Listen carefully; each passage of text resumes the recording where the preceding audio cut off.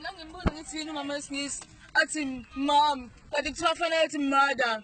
Ngimbuza ukuthi yini ubaba wesilisa athi baba kanti kuthiwa father. Ngimbuza ukuthi yini wesilisa athi sis kanti kuthiwa Khalipha. Andikhuluma ngani ngoba ngikhuluma ngoKhalipha. Wawufunda nabo? Wawufunda kanjani bona nabo ngasena? Ngawuchitha isizungu. Mina ngiyena uKhalipha ngikhubaze part of the body. Ngamanye amazwi ngikhubaze engxenye yomzimba. Oh.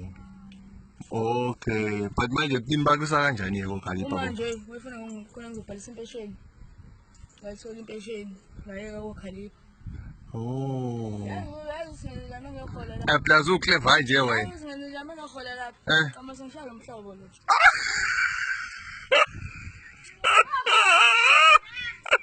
Ngiyathatha ngidawona njalo sengiyakhola. Kama sengishaya umhlobo lo. Ngazathi abantu ngi-disabled. Mase ngithi kanje mase ngiqede mase ngihamba kahle.